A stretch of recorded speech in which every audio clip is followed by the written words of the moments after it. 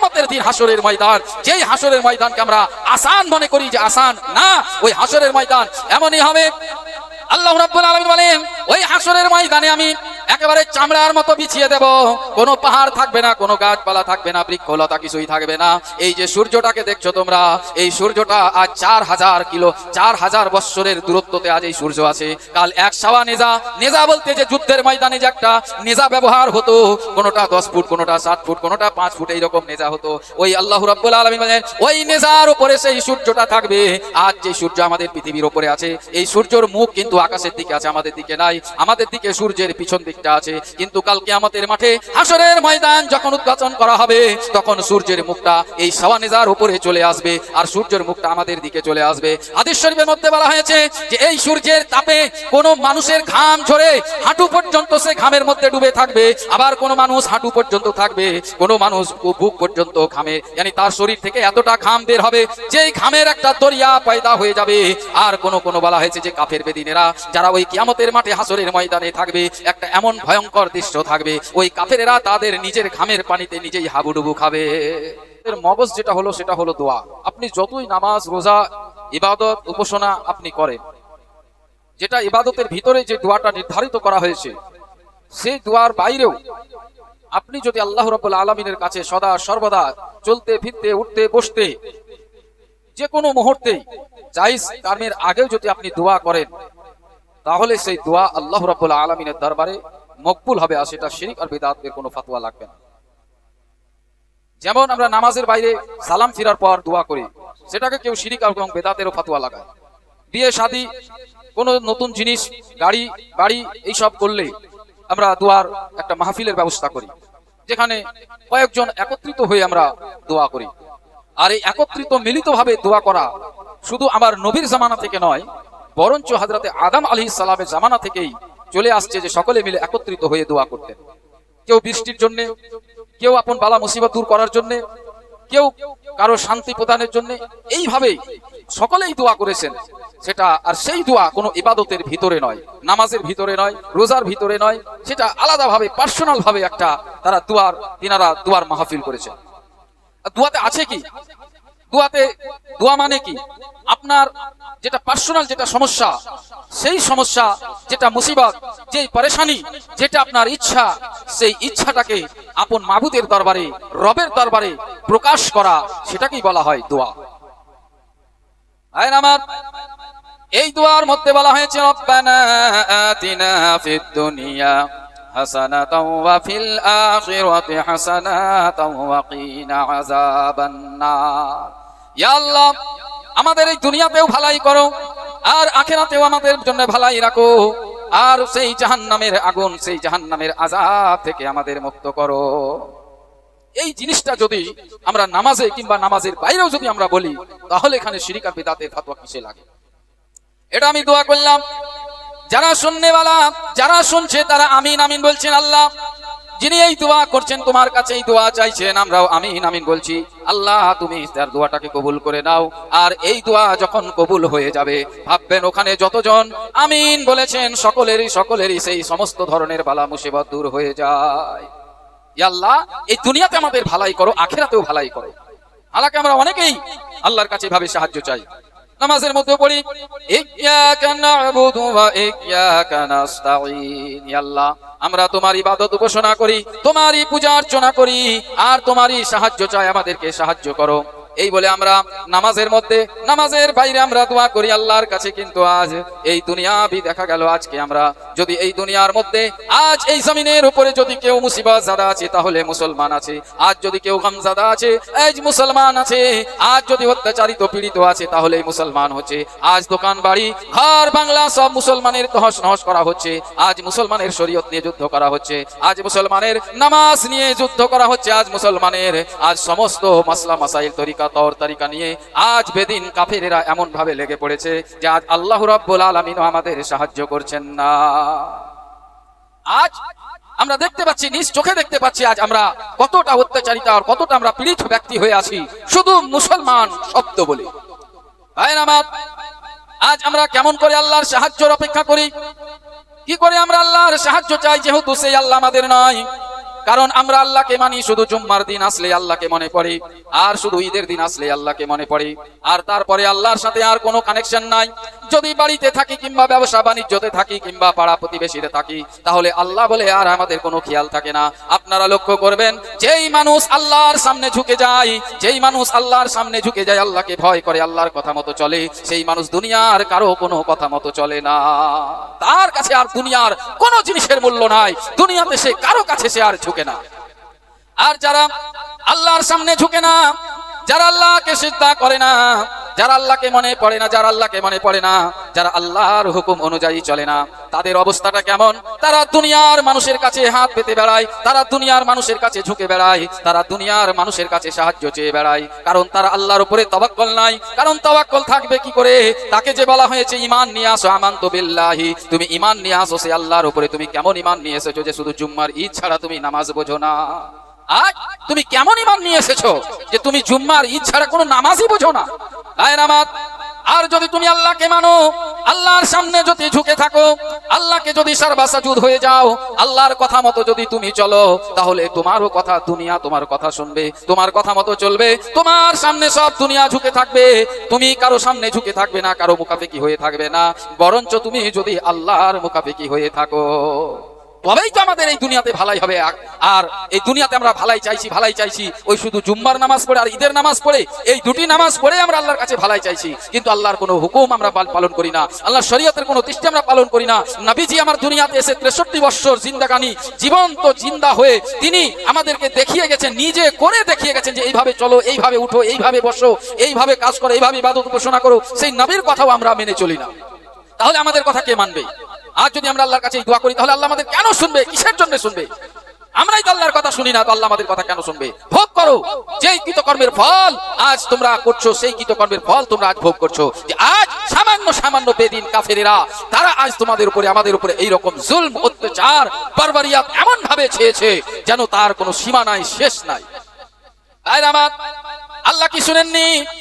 যারা আল্লাহর হয়েছেন, আপনি জান ওই সাহাবায়ে কেরামদের জীবনীর মধ্যে আপনারা কি শুনেননি? হযরতে উমর রাদিয়াল্লাহু তাআলা আনহু চিঠিতে লিখে দিলেন, এই নীল দরিয়া, তুই কি কারণে পানি বন্ধ করে দিলি?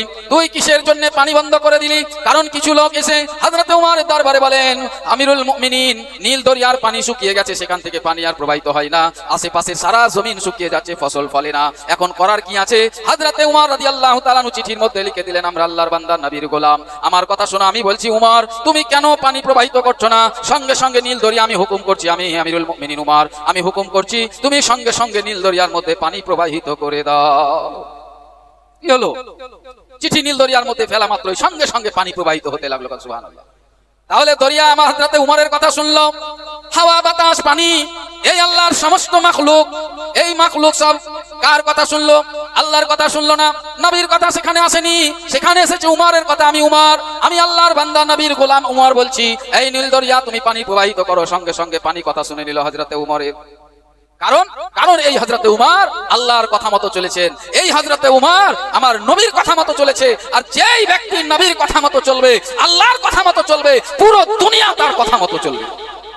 পুরো দুনিয়া শুধু মানুষই নয়, জীবজন্তুই নয়, হাওয়া বাতাস পানি সূর্য চন্দ্র প্রত্যেকটা মাখলুক তার কথা শুনবে। এইভাবে সাহাবায়ে কেরামদের জীবনী, যারা নবীর সাথে প্রেম করেছেন, ভালোবাসা দিয়েছেন। হযরতে খাব্বাব রাদিয়াল্লাহু তাআলা 18 বছরের যুবক, যে এখন পর্যন্ত যৌবনে ভালো করে পদার্পণ করেননি, হযরতে খাব্বাবকে একটা খুঁটির মধ্যে বেঁধে চতুর্দিক থেকে কাফেরেরা তীর নিক্ষেপ করছে। তীর যেন খাব্বাবের অন্তরে না গেঁথে যায়, যেন খাব্বাব না মরে, এমন ভাবে তীর চালাচ্ছে, গোশতের টুকরা নিয়ে চলে যাচ্ছে। খাব্বাবের এমন জায়গায় তীর মারে না যেন খাব্বাব মারা যায়, কিন্তু এমন ভাবে তীর মারছে যেন গোশতের টুকরা ছুটে ছুটে চলে যায়। ওইভাবে তীর মেরে মেরে কাফেরেরা যখন অত্যাচার করছে, হযরতে খাব্বাবকে বলছেন, খাব্বাব রে, এখনো ঈমান ছেড়ে দে। হযরতে খাব্বাব বলেন, আমি ঈমান ছাড়বো না, কলেমা ছাড়বো না। তাহলে কাফেরেরা বলে, আমি তোমাকে খাম্বা থেকে, খুঁটি থেকে ছেড়ে দিব, এখনই তোমার সময় আছে, তুমি মরবে না, বেঁচে যাবে। তাহলে তোমার এই জায়গায় তোমাকে এখান থেকে সরিয়ে তোমার নবী মুহাম্মদকে আমরা এখানে বেঁধে তীর নিক্ষেপ করব, তুমি কি তাতে রাজি আছো? হযরতে খাব্বাব বলে, না, এই কাফির বেদিনেরা, তোমরা আমার উপরে বহু জুলুম অত্যাচার করেছো, এখন পর্যন্ত আমার জবান থেকে আহু কোনো শব্দ তুমি শুনতে পাও নাই, কিন্তু কোনোদিনও আমার নবীর ব্যাপারে, নবীর শানে যদি এই রকম কথা বলো, আমি খাব্বাব কিন্তু তোমাদের কিচ্ছু রাখবো না। হযরতে খাব্বাব এই যখন কথা বলেন, আমার নবীর শানে এই রকম বেয়াদবিমূলক কোনোদিনও কথা বলবে না, কোনোদিন এই রকম কথা বলবে না। তখন হযরতে খাব্বাবের ব্যাপারে ওই কাফেররা বলল, এবার এমন তীর নিক্ষেপ করো যেন খাব্বাবের জীবনটা বেরিয়ে যায়, প্রাণ পাখি উড়ে যায়। হযরতে খাব্বাব বুঝলেন, ওগো আল্লাহ, আজ আমি বুঝতে পেরেছি আমি এবার দুনিয়া ছেড়ে পরিত্যাগ করে নেব। আর এই আশাই তো আমরা আছি যে কখন আমরা মরবো, কখন শহীদ হব, আর কখন আল্লাহ তোমার দিদার পাবো, এই আশাই তো আছি। বলে আল্লাহ, এই শেষ জামানায়, শেষ টাইমে, আমার শেষ নিঃশ্বাসের সময় একটাই আফসোস থেকে গেল, আমি তোমাকে দুটা সিজদা করতে পারলাম না। যাই হোক, সিজদা করতে পারলাম না তো সামনে আমার কাবা আছে, ইয়া আল্লাহ আমি মাথাটাকে ঝুঁকাচ্ছি, এটাই আমার সিজদা মনে করে নিও। সুবহানাল্লাহ। ওই সব সাহাবায়ে কেরামরা মৃত্যু মুখে অবস্থায় পর্যন্ত যাওয়ার পরেও আল্লাহর সামনে ঝুঁকতে দ্বিধাবোধ করেননি। আজ আমরা মুসলমান, আমাদের কাছে টাকার অভাব নাই, পয়সার অভাব নাই, বাড়ির অভাব নাই, গাড়ির অভাব নাই, কোনো কিছুরির অভাব নাই, শুধু অভাব আছে তো নামাজের অভাব আছে। আমরা নামাজ কিছু জানি না, এমনকি নবীর নামটাও আমরা সঠিকভাবে মুখে জবানে আনতে পারি না।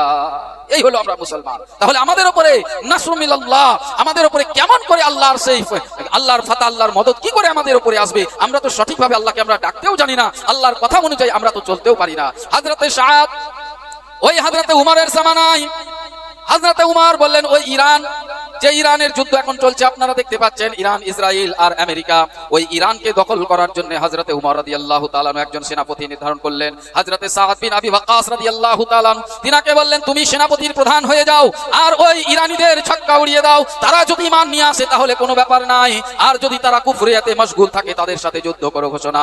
যাও তোমরা সৈন্য সামন্ত নিয়ে চলে যাও। হযরতে সাদ বিন আবি ওয়াক্কাস রাদিয়াল্লাহু তাআলা সমস্ত সৈন্য নিয়ে তাজলা নদীর তীরে পৌঁছে গেলেন। একটা আল্লামা ইকবাল শের পড়েন না, দশটা है दरिया भी ना छोड़े हमने बहरे जुल्मात में दौड़ा दिए घोड़े हमने। সুবহানাল্লাহ।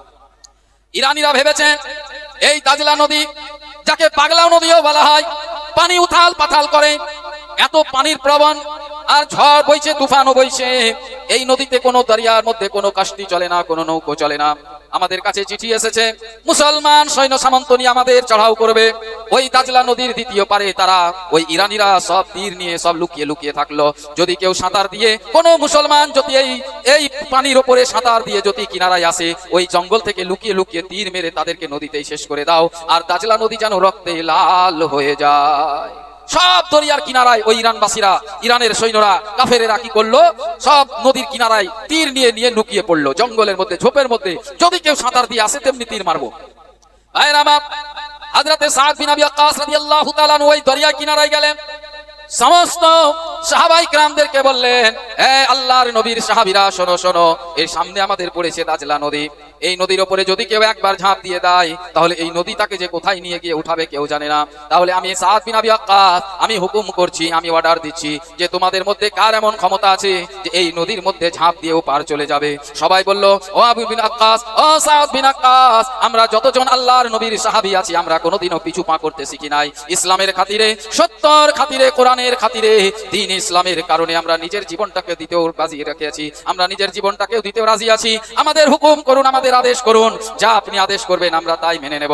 হযরতে সাদ বলছে, তাহলে ঠিক আছে, আমিও এমন সেনাপতি প্রধান নয়, আমি এমন নেতা নয় যে আমি তোমাদেরকে আগে ঝাঁপ দিতে বলবো পরে তখন আমি ঝাঁপ দেবো, এটা নয়। আমি নেতা হয়ে এসেছি, আমাকে হযরতে উমর রাদিয়াল্লাহু তাআলা নেতা করেছেন। আমি আগে নদীর মধ্যে ঝাঁপ দিব, আমার পরে পরে আল্লাহু আকবার বলে সবাই নদীতে ঝাঁপ দিয়ে দেবে। হযরতে সাদ বিন আবি ওয়াক্কাস রাদিয়াল্লাহু তাআলা যেমনই সামনে আসলেন দরিয়ার মধ্যে ঝাঁপ দিবেন, এমত অবস্থায় একদিকে হযরতে বিলাল রাদিয়াল্লাহু তাআলা আসলেন, বলেন, ও সাদ বিন আবি ওয়াক্কাস, আমিও তোমার সাথে আগেই ঝাঁপ দেব।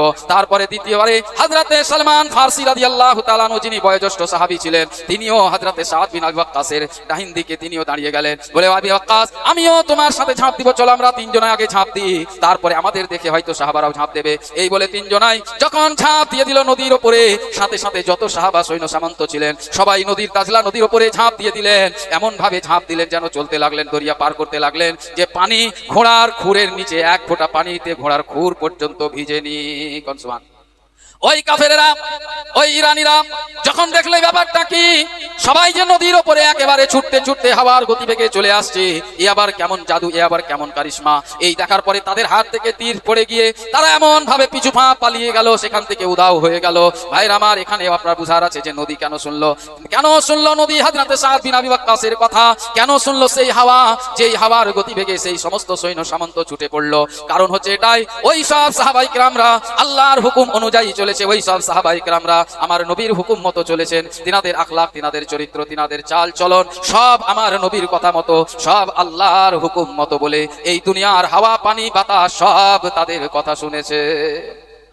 আজ যদি আমরাও সেই রকম আল্লাহর ইবাদত উপাসনার মধ্যে থাকি, আগে আমাদেরকে ভাবতে হবে যে আমরা এই পৃথিবীর বুকে কিসের জন্য এসেছি। শুধু খাওয়া পড়ার জন্য, সংসার জীবন যাপন করার জন্য না, এইগুলো মুদ্দা আসল না। আমাদের আসল মুদ্দা হলো আল্লাহর ইবাদত উপাসনা করা, আল্লাহর বান্দেগি করা। এটাই হলো আমাদের আসল উদ্দেশ্য।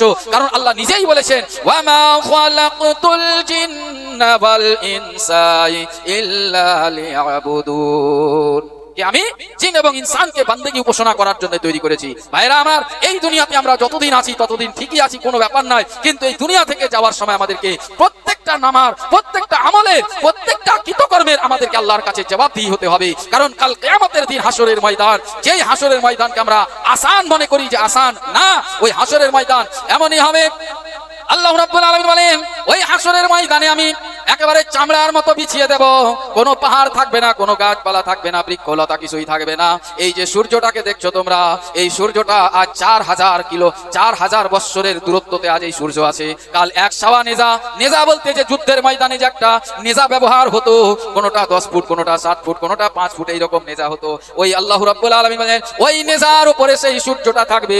আজ যে সূর্য আমাদের পৃথিবীর উপরে আছে, এই সূর্যের মুখ কিন্তু আকাশের দিকে আছে, আমাদের দিকে নাই। আমাদের দিকে সূর্যের পিছন দিকটা আছে। কিন্তু কাল কিয়ামতের মাঠে হাসরের ময়দান যখন উদ্ঘাটন করা হবে, তখন সূর্যের মুখটা এই সাওয়ানেজার উপরে চলে আসবে, আর সূর্যের মুখটা আমাদের দিকে চলে আসবে। হাদিস শরীফের মধ্যে বলা হয়েছে যে এই সূর্যের তাপে কোনো মানুষের ঘাম ঝরে হাঁটু পর্যন্ত সে ঘামের মধ্যে ডুবে থাকবে, আবার কোনো মানুষ হাঁটু পর্যন্ত থাকবে, কোনো মানুষ বুক পর্যন্ত ঘামে, মানে তার শরীর থেকে এতটা ঘাম বের হবে যেই ঘামের একটা দরিয়া পয়দা হয়ে যাবে। আর কোনো বলা হয়েছে যে কাফের বেদিনেরা যারা ওই কিয়ামতের মাঠে হাসরের ময়দানে থাকবে, একটা এমন ভয়ঙ্কর দৃশ্য থাকবে, ওই কাফেরেরা তাদের নিজের ঘামের পানিতে নিজেই হাবুডুবু খাবে। আর তারপরে একটা এমনই একটা রাস্তা তৈরি করা হবে, পুলসিরাত যাকে বলা হয়, চুলের চাইতে অধিক সরু, অধিক চিকন, আর হীরার চাইতে ধার, মানে পা রাখা মতো কেটে যাবে। সেই পুলসিরাতের ব্যাপারে বলা হয়েছে, পুলসিরাত পারে আছে হাউজে কাউসার, জান্নাত। ওই পুলসিরাত কেউ পার হবে বিজলির মতো টাক করে পার হয়ে যাবে, আবার কেউ হাঁটতে হাঁটতে দৌড়তে দৌড়তে পার হবে, কেউ হাঁটতে হাঁটতে পার হবে, কেউ আবার আস্তে আস্তে যেমন বাচ্চা ছেলে হামাগুড়ি দিয়ে পার হয় সেই রকম হামাগুড়ি দিয়ে পার হবে, আবার কেউ ওই পুলসিরাতের উপরে যাওয়া মাত্রই কেটে সেই জাহান্নামের আগুনের মধ্যে পড়ে যাবে। এই রকম কিয়ামতের একদিন একটা ভয়াবহ একটা দৃশ্য হবে। আর সেই ভয়াবহ দিন আমাদেরকে প্রত্যেকের নামায় আমাল, যেটা আমাদের কর্ম, যেটা আমরা পৃথিবীর মধ্যে এই জমিনের বুকে যে কর্ম আমরা করেছি, এই প্রত্যেকটা কর্মের এক একটা পাই টু পাই আমাদেরকে সেই কিয়ামতের মাঠে হিসাব দিতে হবে। ভাইরা আমার, তাহলে আমাদেরকে এখনই ওই সমস্ত দুনিয়ার মায়া মমতা, এই দুনিয়ার লোভ লালসা, এই সব কিছু ছেড়ে দিয়ে আল্লাহর হুকুম অনুযায়ী যেইভাবে আমাদের শরীয়ত আমাদেরকে নির্দেশ দিয়েছেন, যেইভাবে আমাদেরকে বড় বুজরুগ, জড় পয়গম্বর গাউস আব্দাল কুতুব ইনারা যেইভাবে আমাদেরকে রাস্তার মধ্যে চলতে বলেছেন, সেইভাবে আমরা চলবো। আল্লাহ রাব্বুল আলামিন আমাদেরকে যে বহুমূল্য কিতাব গ্রন্থ, যেটা কোরআনুল মাজিদ আল ফুরকানুল হামিদ দিয়েছেন, আমার নবী মুস্তাফা সাল্লাল্লাহু আলাইহি সাল্লাম একের পর এক আমাদেরকে এই পৃথিবীতে চলার জন্য হাদিস দিয়েছেন। এই হাদিস আর কোরআন, এই সুন্নাত আর এই কোরআন অনুযায়ী আমরা যদি চলি, তো আমরা আমাদের আখিরাত মানে পরকালে আমরা শান্তি অর্জন করতে পারবো। নচেত আমরা এই দুনিয়াতেও অশান্তিতে থাকবো, আছি, আবার পরকালেও আমাদের উপরে অশান্তি থাকবে। ওয়া আখিরু দাওয়ানা আনিল হামদুলিল্লাহি রাব্বিল আলামিন। আসসালামু আলাইকুম ওয়া রাহমাতুল্লাহি ওয়া বারাকাতুহু।